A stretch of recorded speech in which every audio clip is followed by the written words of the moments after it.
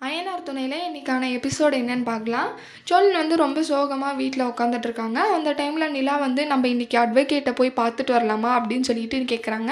அதுக்கு சோழன் வந்து ரொம்ப தயங்குறாங்க. சரி ஓகேங்க, நீங்க சொன்ன மாரியே பண்ணலாம் அப்படின்னு சொல்லிட்டு சொல்றாங்க. இருங்க நான் அட்வொகேட் கால் பண்ணி சொல்லி வரட்டுமான்னு கேட்குறேன் அப்படின்றாங்க. இல்லைங்க நானே எல்லாம் பேசிட்டேன். இன்னைக்கு ஈவினிங்கா நம்ம போய் பேசலாம் அப்படின்னு சொல்லிட்டு நிலா சொல்றாங்க. ஓ நீங்க எல்லாத்தையுமே டிசைட் பண்ணிட்டு தான் நீங்க கடைசியா என்கிட்ட வந்து சொல்றீங்களா? அப்படின்ட்டு கேட்குறாங்க. ஆமாங்க. நான் அப்பாயின்ட்மெண்ட் கூட போட்டேன். இன்னைக்கு ஈவினிங்கா நம்ம போய் பார்த்துடலாம் அப்படின்னு சொல்லிட்டு நிலா சொல்றாங்க. அப்புறம் எல்லாரையும் கூப்பிட்டு வச்சுட்டு இப்படி சொல்றாங்க. நானும் சோழனும் டிவோர்ஸ் வாங்க போறோம் அப்படின்னு சொல்லிட்டு சொல்றாங்க. என்ன என்ன நிலா நீ இப்படி திடீர்னு ஒரு முடிவு அப்படின்னு சொல்லிட்டு சேரன் கேட்குறாங்க. அதுக்காக அண்ணன் நீங்க சொல்றது எனக்கு நீங்க தயங்குறது புரியுது. ஆனா இது ஒரு பொம்மை கல்யாணம் தானே. நாங்க வந்து இன்னும் ஹஸ்பண்ட் அண்ட் ஒய்ஃபாவே இல்ல. இது நான் டிவோர்ஸ் வாங்கினா தான் இது சரியா இருக்கும். அதனால நாங்க இன்னைக்கு போய் அட்வொகேட்ட பார்த்துட்டு வரோம் அப்படின்னு சொல்லிட்டு நிலா சொல்றாங்க. சோழன் ரொம்ப சோகமா உட்காந்துட்டு இருக்கிறத பார்த்துட்டு சேரன் என்ன கேட்குறாங்க. ஏன்டா நீ இப்படி இருக்க அப்படின்னு சொல்லிட்டு கேட்குறாங்க. உங்களுக்கே தெரியாதா எதனாலன்னு சொல்லிட்டு அப்படின்னு சொல்லி கேட்குறாங்க. சரிடா எல்லாம் சரியாயிடும், எங்களால் எதுவுமே பண்ண முடியலடா அப்படின்னு சொல்லிட்டு சேரன் என்ன சொல்கிறாங்க. அதை கேட்டு எனக்கு தெரியும் ஆல்ரெடி நீங்கள் எதுவுமே எனக்காக பண்ண மாட்டீங்கன்னு சொல்லிட்டு நான் எதுவுமே உங்ககிட்ட கேட்க போகிறதில்ல அப்படின்னு சொல்லிட்டு சோழன் சொல்கிறாங்க. சரிடா நான் என்னடா பண்ணுறது அப்படின்னு சொல்லிட்டு சேரன் என்ன சொல்கிறாங்க.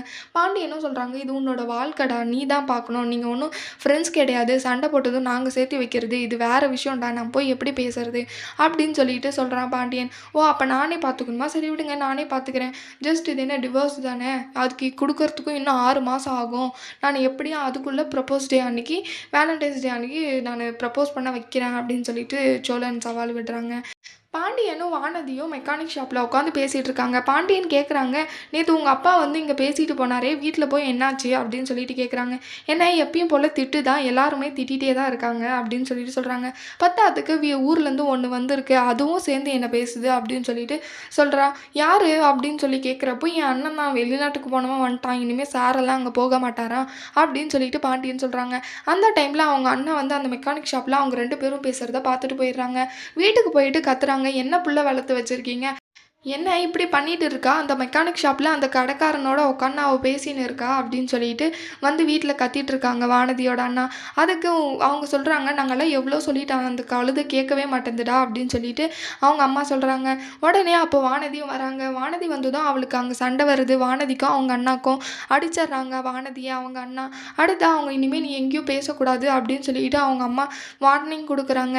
ஆனாலுமே வானதி அது எப்படியும் கேட்க போகிறதில்ல. பாண்டியனோட வீட்டுக்கு வானதியோட அண்ணா போயிட்டு அங்கே பேசிகிட்டு இருக்காங்க. இங்கே இன்னொரு தடவை இந்த மெக்கானிக்கே என் தங்கச்சியோட பேச வேணான்னு சொல்லுடா அப்படின்னு சொல்லிட்டு சோழன் கிட்டே சொல்கிறாங்க. அதுக்கு சோழன் வந்து சொல்கிறாங்க. 2 பேருக்கும் பிடிச்சிருக்கு, பேசுகிறாங்க, உனக்கு என்ன பிரச்சனை அப்படின்னு சொல்லிட்டு சொல்கிறாங்க. சேரன் சொல்கிறாங்க. ஆமாம் உங்கள் தங்கச்சிக்கும் என் தம்பிக்கும் ரொம்ப பிடிச்சிருக்கு அப்படின்னு சொல்லிட்டு சொல்கிறாங்க. இப்போ என்ன உன் பொண்ணை உங்கள் வீட்டுக்கு கட்டி கொடுக்கணுமா? இப்படி இதுவெல்லாம் ஒரு வீடு, அந்த வீட்டில் என் தங்கச்சியை வேற கட்டி கொடுக்குதா? முக்கியமாக அந்த மெக்கானிக்கு என் தங்கச்சி கேட்குதா அப்படின்னு சொல்லிட்டெல்லாம் அசிங்கமாக பேசுகிறாங்க. இதெல்லாம் ஒரு வீடா, இது லார்ஜ் அப்படின்னு சொல்லிட்டு அசிங்கமாக பேசிகிட்டு இருக்காங்க. வானதியோட அண்ணா அது லார்ஜுன்னு சொன்னதுனால சோழனுக்கு ரொம்ப கோவம் வந்துடுது. எதை பார்த்து என்னடா சொல்கிற அப்படின்னு சொல்லிட்டு அடிக்க போகிறாங்க சோழன். 2 பேரும் அடிச்சுக்கிட்டு அங்கேருந்து கிளம்பி போயிடுறாங்க. இதுக்கு மேலே என்ன நடக்க போகுதுன்னு வரப்போகிற வீடியோவில் பார்க்கலாம். இந்த வீடியோ பிடிச்சிருந்தா லைக் பண்ணுங்கள். பாய்.